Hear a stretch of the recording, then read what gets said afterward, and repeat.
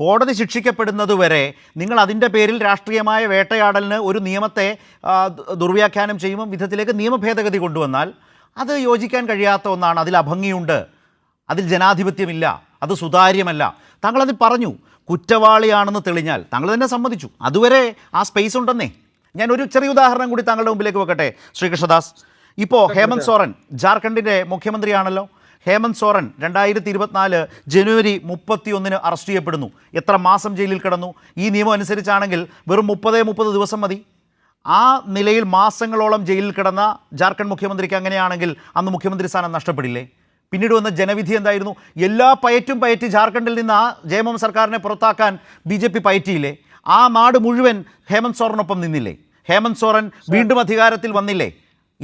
എവിടെയാണ്? എന്നിട്ട് എൻഫോഴ്സ്മെൻറ്റ് ഡയറക്ടറേറ്റിന് ഏതെങ്കിലും തരത്തിൽ ഹേമന്ത് സോറനെ കോടതിയിൽ തുറന്നു കാട്ടാൻ കഴിഞ്ഞോ? അല്ലെങ്കിൽ ഹേമന്ത് സോറൻ ഞങ്ങൾ പറഞ്ഞതാണ് ശരി എന്ന് പറയാൻ കഴിഞ്ഞോ? കോടതി പോലും പറഞ്ഞു നിങ്ങളുടെ കണ്ടെത്തലുകൾ തെറ്റാണ്. അപ്പോൾ ഈ വരാൻ പോകുന്ന നിയമം അങ്ങനെ തന്നെ നിൽക്കില്ല, ശരിയല്ല എന്ന് പറയാനുള്ള യുക്തമായ ഉദാഹരണമാണ് ഞാൻ പറഞ്ഞത്. കൃഷ്ണദാസ്, ഇന്നത്തെ ഇന്ത്യൻ സാഹചര്യത്തിൽ മോദി സർക്കാരിൻ്റെ കാലത്ത് കേന്ദ്ര ഏജൻസികളെ കൊണ്ട് നിങ്ങളുടെ രാഷ്ട്രീയ എതിരാളികളെ കേസ് ചാർജ് ചെയ്യിച്ച് ജയിലിലാക്കുക എന്ന് പറയുന്നത് ഒരു ബുദ്ധിമുട്ടേറിയ പരിപാടിയല്ല കേന്ദ്ര സർക്കാരിനെ സംബന്ധിച്ച്. അത് എത്രയോ കേസുകളിൽ തെളിയിച്ചു. ഞാൻ ഹേമന്ത് സോറൻ്റെ കാര്യം പറഞ്ഞു, നേരത്തെ ഇപ്പോൾ ഡോക്ടർ സെബാസ്റ്റ്യൻ പോൾ അരവിന്ദ് കെജ്രിവാളിൻ്റെ കാര്യം പറഞ്ഞു, സഞ്ജയ് സിംഗ് എന്ന ആം ആദ്മി പാർട്ടിയുടെ MP-യുടെ അനുഭവം നമ്മൾക്കറിയാം. MP പദവിയൊന്നും തെറിക്കില്ല, പക്ഷേ എങ്കിലും പറയുമ്പോൾ ഇതെല്ലാം പറയണം. താങ്കൾ നേരത്തെ പറഞ്ഞ പോലെയല്ല, എൻഫോഴ്സ്മെൻറ്റ് ഡയറക്ടറേറ്റിനെ കൊണ്ട് ED-യെ കൊണ്ട് കാലാകാലങ്ങളോളം ഇങ്ങനെ ഇതിപ്പോൾ ഒരു മാസം മതി. ഒരു ചാർജ് ഷീറ്റ് കൊടുക്കാൻ പോലും അന്വേഷണ സംഘത്തിന് 90 ദിവസം വേണമെന്നിരിക്കെ വെറും 30 ദിവസം ഒരു ആരോപണത്തിൻ്റെ പേരിൽ ജയിലിൽ റിമാൻഡിൽ കഴിഞ്ഞാൽ മന്ത്രിസ്ഥാനം തെറിക്കാം, മുഖ്യമന്ത്രി സ്ഥാനം തെറിക്കാം, ഒരു സംസ്ഥാന ഭരണത്തെ അട്ടിമറിക്കാം എന്ന നിലയിലേക്ക് പോകുമ്പോൾ നിങ്ങൾക്ക് വളരെ ഈസിയായി കേന്ദ്ര ഏജൻസികളെ കൊണ്ട് ചാർജ് ചെയ്യിക്കാം. അതാണ് ഹേമന്ത് സോറൻ്റെ കാര്യത്തിൽ ഞാൻ പറഞ്ഞത്.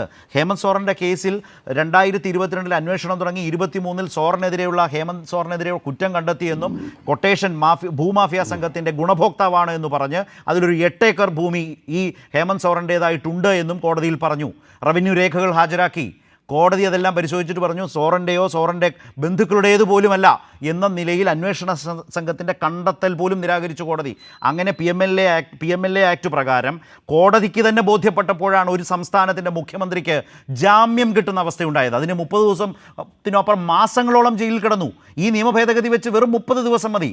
ആ മുഖ്യമന്ത്രിയെ നിങ്ങൾക്ക് അധികാരത്തിൽ നിന്ന് പുറത്താക്കാം, ആ സ്റ്റേറ്റ് പിടിച്ചെടുക്കാം, ആ രാഷ്ട്രീയ പാർട്ടി അസ്ഥിരപ്പെടുത്താം. അരവിന്ദ് കെജ്രിവാളിൻ്റെ കാര്യത്തിൽ കണ്ടു. സഞ്ജയ് സിംഗിനും ഇതുപോലെ കടന്നു. 80 ദിവസത്തിന് ശേഷം PMLA കേസിൽ ഒരു പ്രശ്നവും താങ്കൾക്ക് നന്നായി അറിയാം. കോടതിക്ക് പ്രഥമ ദൃഷ്ടിയെ ബോധ്യപ്പെടണം. ഈ പറഞ്ഞ നിലയിൽ വളരെ ദുഷ്കരമാണ് അതുവരേക്കും ഒരു കക്ഷിക്ക് അലിഗേഷൻ നേരിടുന്നവർക്കെത്താൻ. അപ്പോൾ കാലങ്ങളോളം കിടക്കേണ്ടി വരും. അപ്പോഴാണ് നിങ്ങൾക്ക് 30 ദിവസം കൊണ്ട് ഈ പറയുന്ന കേന്ദ്ര ഏജൻസികളെ കൊണ്ട് നിങ്ങൾക്ക് ഉന്നം വെക്കുന്നവരെ കേസിൽപ്പെടുത്താം, അവരെ ജയിലിലടയ്ക്കാം, ഈ നിയമത്തിൻ്റെ പേരിൽ അവരെ അധികാരഭ്രഷ്ടരാക്കാം. ഇതാണിതിൻ്റെ പ്രശ്നം. അതല്ല രാജ്യത്തെ നിയമം. രാജ്യത്തിൻ്റെ ഭരണഘടന വിഭാവനം ചെയ്യുന്ന ജനാധിപത്യം മുന്നോട്ട് വെക്കുന്ന ഈ രാജ്യത്തിൻ്റെ ജനാധിപത്യ സംവിധാനം ഇതേയല്ല.